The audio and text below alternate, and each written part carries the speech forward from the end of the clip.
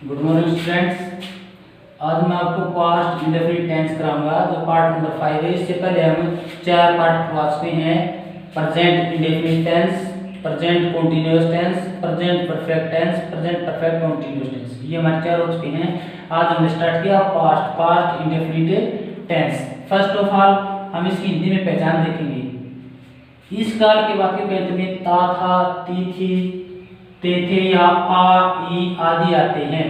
जैसे मैं पिछले वर्ष इस स्कूल में पढ़ता था, मैं पिछले वर्ष 9th कक्षा में पढ़ता था या 10th कक्षा में पढ़ता था, पढ़ती थी या हम पढ़ते थे। या जैसे मैं कल दिल्ली गया, मैं कल दिल्ली गया या मैं कल दिल्ली गई, तो इसमें क्या गया ई, मैं कल दिल्ली गया, आ गया। ये पास्ट की बातें हैं, भूतकाल की बातें हैं। ऐसा समय जो बीता हुआ समय होता है। वह प्रतिदिन व्यायाम को जाता था, पीछे क्या गया था, इसमें क्या गया आ।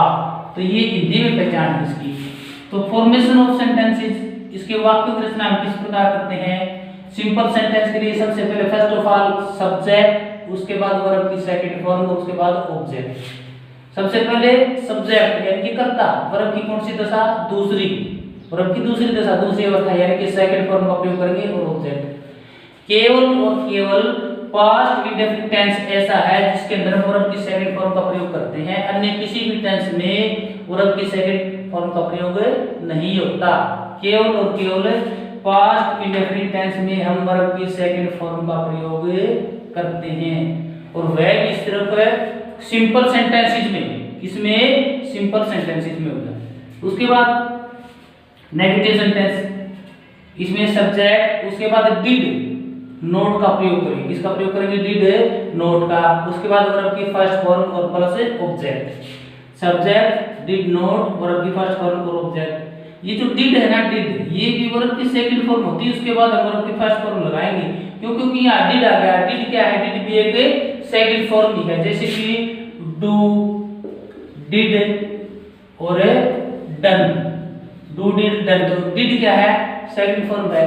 डिड सेकंड फॉर्म, तो इसलिए इसके बाद नोट के बाद हम वर्ब की फर्स्ट फॉर्म का ही प्रयोग करेंगे, न कि सेकंड फॉर्म का। सेकंड फॉर्म यहाँ पर ये ऑलरेडी आ चुकी है। उसके बाद इंटरोगेटिव सेंटेंसेस, प्रश्नवाचक वाक्य।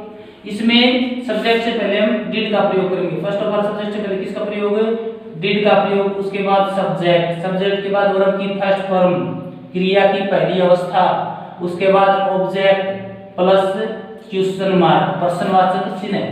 फर्स्ट ऑफ ऑल डिड, इसमें इंटरोगेटिव सेंटेंसेस में, प्रश्नवाचक वाक्य में डिड सब्जेक्ट, क्रिया की पहली अवस्था यानी कि वर्ब की फर्स्ट फॉर्म, जमा ऑब्जेक्ट और जमा क्वेश्चन मार्क, प्रश्नवाचक चिन्ह। ये भी सेंटेंस है, इंटरोगेटिव भी है और नेगेटिव भी, यानी कि दोनों है।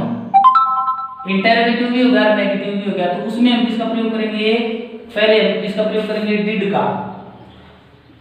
पहले आ जाएगा डिड, उसके बाद आ जाएगा सब्जेक्ट, उसके बाद सब्जेक्ट के जस्ट बाद नोट, और उसके बाद मेन वर्ब यानी कि वर्ब की फर्स्ट फॉर्म, ऑब्जेक्ट और क्वेश्चन। अब इसके एग्जांपल लेते हैं। जैसे कि मैं दिल्ली गया, मैं दिल्ली गया, तो I want Delhi, I wants to Delhi, I want to Delhi, ठीक है। फिर नेगेटिव में I did not go Delhi tomorrow, मैं कल दिल्ली नहीं गया। Did I go Delhi tomorrow, did I not go Delhi tomorrow, क्या मैं दिल्ली नहीं गया।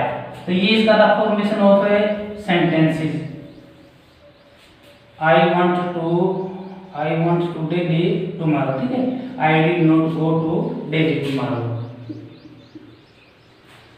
इस प्रकार से। ये है हमारा past indefinite tense part number 5। ये हिंदी में पहचान होगी। इस काल के वाक्यों के अंत में ता, था, ती, थी, ते, थे या आ, ई आदि आते हैं। जैसे मैं कल दिल्ली गया, वह प्रतिदिन व्यायाम करता था। फॉर्मेशन सेंटेंसेस, सिंपल सेंटेंस के लिए सब्जेक्ट प्लस वर्ब की second form plus object. Negative sentence के लिए सब्जेक्ट, डिड नॉट, वर्ब की first form, object. Interrogative sentences के लिए did plus subject plus verb की past form plus object plus question mark. Example आगे, जैसे मैं दिल्ली गया, I want to Delhi tomorrow, इस प्रकार अकॉर्डिंग टू दिस रूल ये सभी सेंटेंसेस बनेंगे। ठीक, धन्यवाद।